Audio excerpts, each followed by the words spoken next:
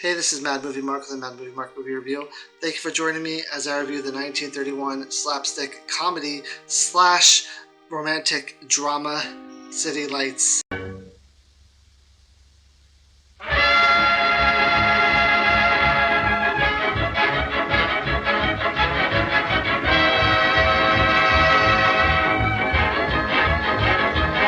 Hey, well, thank you.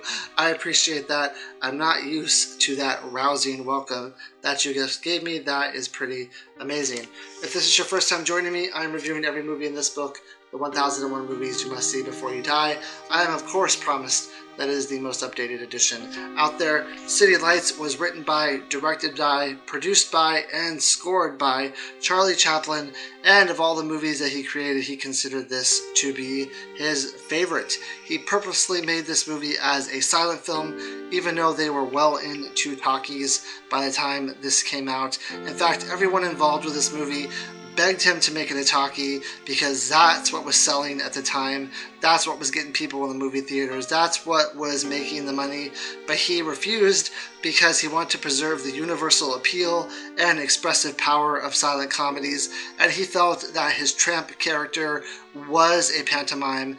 People saw him as a silent character, and that is how he wanted to keep it. Now, this movie does a great job at mixing slapstick comedy with deep emotional scenes, and it has commentary on class division, kindness, and human dignity. I think Charlie Chaplin is a genius. I think he is one of the greatest who ever lived. He does just a fantastic job at taking these really deep, emotional plots for his movies and surrounding them with slapstick comedy and blending the two like I have never seen before, like no one else could do at the time.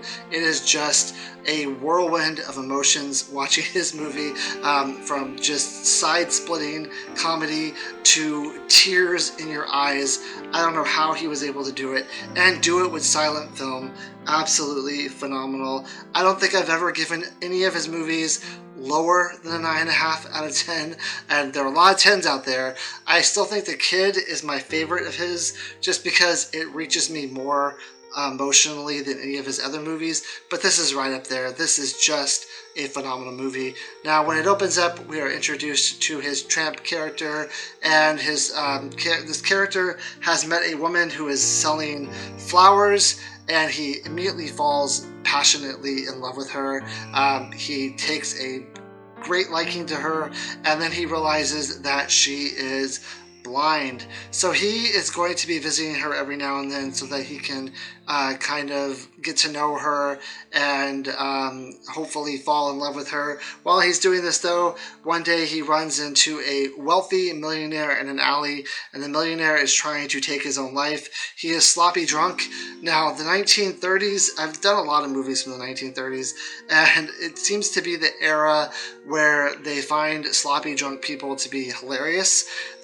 It seems like there's always some side character, a lot of them nominated for Best Supporting Actor if you go back to the 30s, but there's a lot of side characters who are alcoholics, and alcoholics in the 30s are always shown as funny people who are there to add a sense of comedy to the movie.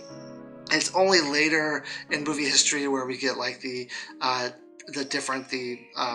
drinking is bad, alcoholism is bad, drunks can also be angry, and drunks can also be mean. But in the 1930s, they're just funny, slapstick people, and this normally bothers me, but in this movie, it does it in a way where it is actually pretty hilarious. So this millionaire is in this alley, and he's getting ready to kill himself by throwing himself off into a river or into a lake with a weight attached to his neck.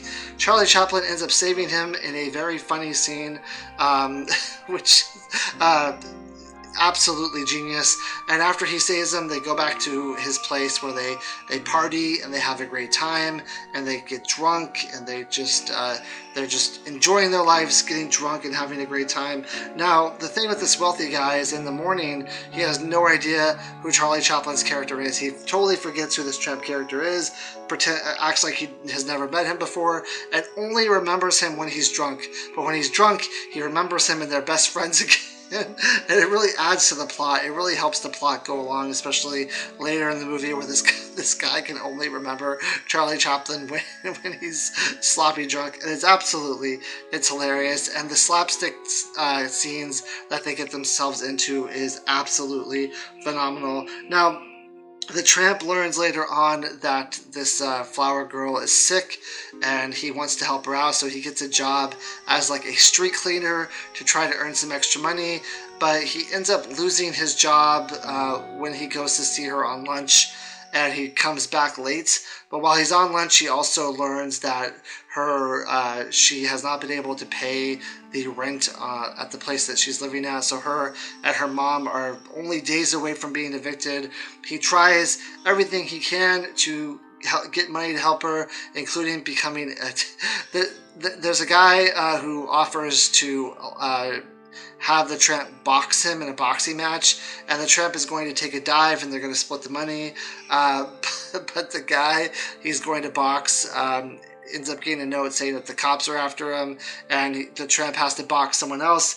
The boxing match is one of the funniest boxing matches I've ever seen in my life. The way it's choreographed is absolutely amazing. The way it's edited is hilarious. It's normally when you watch a boxing scene in a movie or a boxing match anywhere, it's very serious. It's very tense, but this, I mean, it manages to be hilarious, to have that slapstick nature, but also to be tense and wondering if Charlie Chaplin's character is actually going to pull this off and somehow win the boxing match. But he ends up not going the way he wants it to. He goes back to the millionaire, and the millionaire, Charlie Chaplin essentially needs $25 to pay this person's rent. And when he goes back to the millionaire's drunk, and he says, "Oh, well, $1,000 do?" And Charlie Chaplin's like, "Great, yeah, $1,000. Let's do it."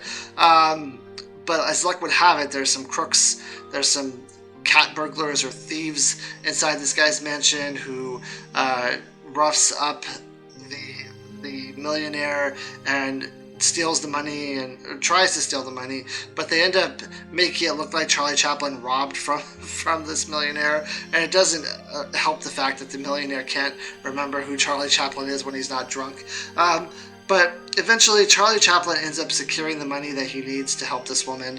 And also, we learn earlier in the movie that Charlie Chaplin finds an ad in the newspaper that they're able to cure blindness as well. So he gets enough money to cure her blindness and to save her the place that she's living at. But then he disappears because he thinks he's going to prison for roughing up the millionaire, and if the girl is not blind anymore, she's going to see that Charlie Chaplin's character is actually not a millionaire, because she thought throughout the entire movie that he was a millionaire, and he's kind of embarrassed by who he is and what he like the societal pressures that you have being a tramp, and wanting to go out with this beautiful woman, or someone he thought was a beautiful woman, and the situation that he is with his life. So he ends up not trying to pursue her anymore. He has been able to help her like he wanted to. He is madly in love with her, but he's afraid of what would happen if she saw him. At the end of the movie, they actually do see each other, and it's a very touching scene. I'm not going to give away what happens between the two of them at the end of the movie, because it's considered to be one of the greatest endings in movie history. It's considered to be one of the most moving and touching endings in movie history. It really is put on a high pedestal, the ending to this movie, and it wouldn't be fair for me to ruin it when it is something that you should watch and that you should experience for yourself, because it is quite good. It is a very touching, it is Charlie Chaplin-esque in that it's very touching and moving, and it'll bring a tear to your eye, and it is absolutely phenomenal. The man is just an absolute genius. Like I said, I'm not a huge fan because I have family, not immediate family, but I have distant relatives who are very bad alcoholics, very mean, very just aggressive and abusive alcoholics, and I have a hard time in movies where they try to depict alcoholics as funny and humorous and slapsticky, and a lot of the movies in the 1930s do this. So I had a real tough time with this in the beginning, but I will say that it is absolutely funny. I was able to still have a lot of fun with it, even though I know in the back of my mind that that's not how all alcoholics are, the way they're depicting alcoholics here. But absolutely funny. The relationship he has with this millionaire is genius. It is absolutely amazing. So it's crazy how he's able to take like this millionaire storyline, him and the millionaire, and make that the funny slapstick stuff, and then the stuff with the girl is all love story, emotional, tugs at your heartstrings.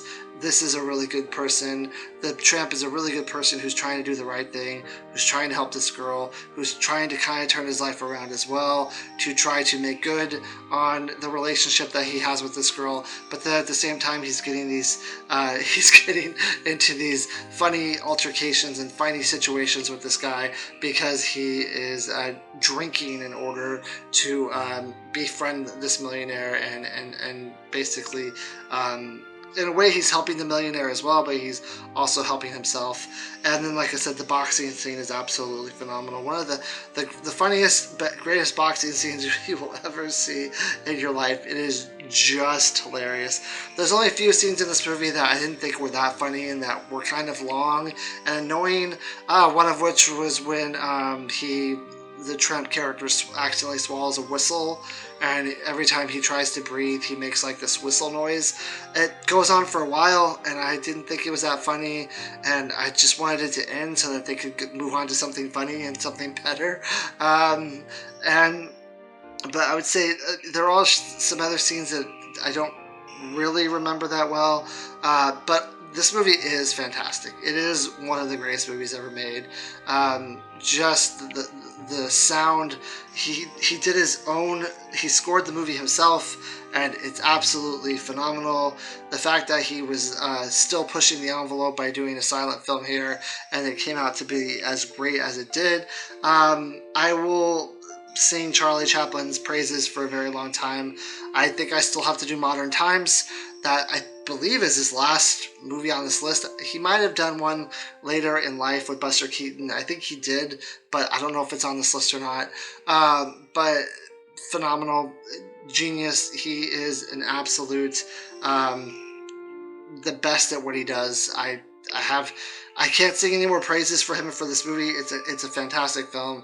It is a 10 out of 10, a very easy 10 out of 10, and I absolutely love it. And I think if you want a really funny and really emotional silent film and you're not into silent films, this would be a great place to start. The only problem is if you start with this movie, I remember the first ever musical I watched was Singing in the Rain, and then every musical I watched after that I thought was terrible because Singing in the Rain was so great. So if you start with the greatest movie of its genre, you might be disappointed when you see other films like this later on because you've already seen one of the best there is and nothing else will compare. But this is a 10 out of 10. I hope you join me next time when I review Dracula, which is crazy. I've actually never seen the original Dracula with Lugosi. This will be my first time, and I'm pretty excited to watch it, so that will be my next review. Thank you.